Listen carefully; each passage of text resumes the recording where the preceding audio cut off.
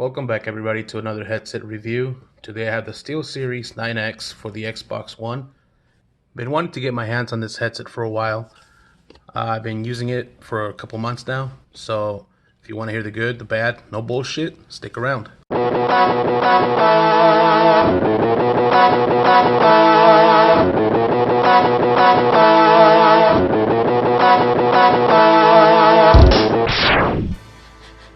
So right out of the box you get this nice outer case here,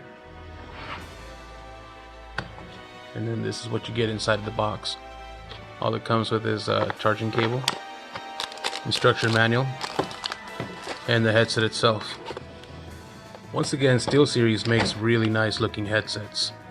There is one thing that everybody can probably agree on, and that's this green meshy looking headband. I don't know what the hell they're thinking with that. It looks hideous, but that's probably because this is an Xbox exclusive headset. The headband itself does come off, and it can be adjusted. Behind the headband itself is a little bit of a rubber padding. I don't know if you can see it. And this is actually a pretty sturdy steel frame. Look at that. The headband is also very elastic.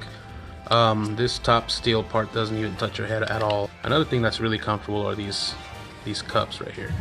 It's a very nice plushy material. They are very breathable, and I haven't had any issues with sweat. These ear cups also have a lot of motion for comfort. As you can see, they do swivel and they move side to side like that. And it doesn't sound clunky or cheap at all. This is a very nice, well-built headset. On the right side you have your volume up and down. This is your mute button for your chat. Bluetooth, power. If you hold this in, you can turn on the Xbox.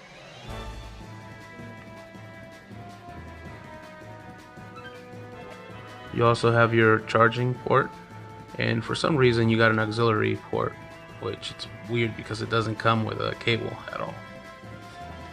Over on the other side you have your chat mixer, up for game, down for chat, and you have this really cool retractable microphone. This chat wheel has these little spikes that help with the grip.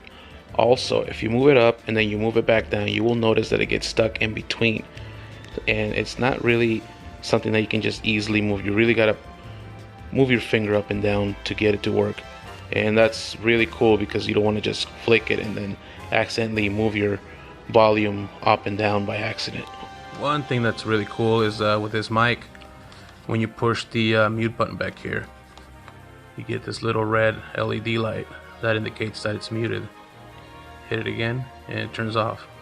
So when you retract this, it's still red, you can still see it, but it's not in your face. So right over here you got the power button, and this also changes your presets. You have 4 different presets. I prefer the last one the best. This headset is actually pretty good for watching movies too, listening to music, all that.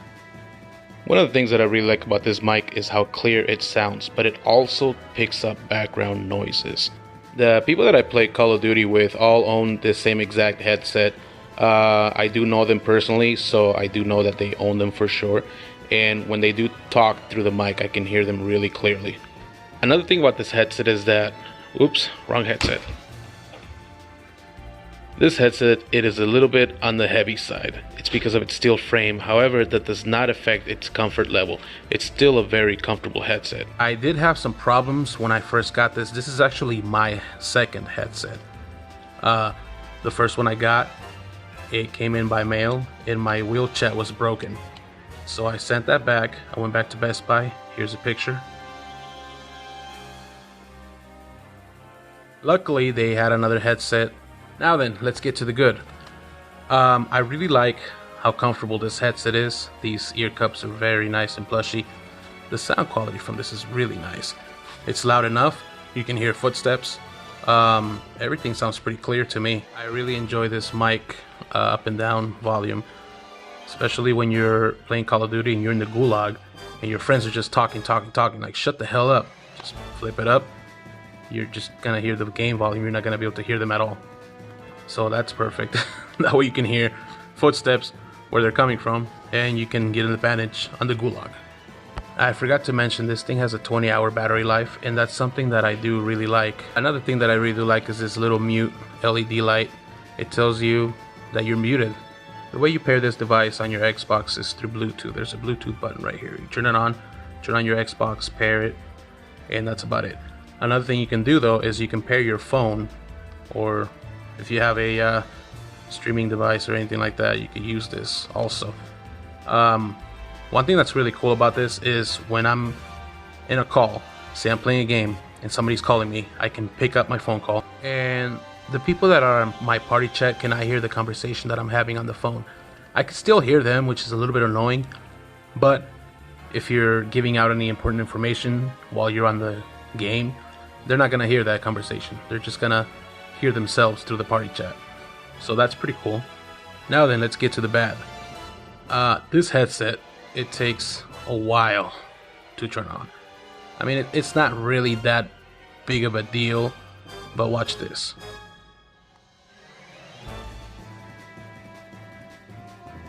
That took almost 6-7 seconds to turn on. Another thing that I find really bad is the price. Honestly, this thing priced at $199 for this headset. It is, I think it's overpriced, honestly. And this is why. The connectivity on this headset is a little bit weird. Sometimes it works, sometimes it doesn't. And that is probably the worst thing about this headset. Anybody who has this headset or who has made a review and tells you otherwise is bullshitting. Because I have friends that have the same exact headset and they have the same problem. Now, I'm not saying it disconnects all the time. I'm talking about, for example, when I first turn it on, it doesn't do it all the time, but once in a while I'll turn it on, and then I'll have to press the button again because it turns on, and then it just disconnects and then turns off automatically. And then I gotta turn it back on. Sometimes I'll get this weird disconnection where I can hear my friends talk, but I can't hear the game, or the other way around. Like I said, these things don't happen a whole lot, but they are a little bit of a problem. Why? Because this is a $200 headset, that's why.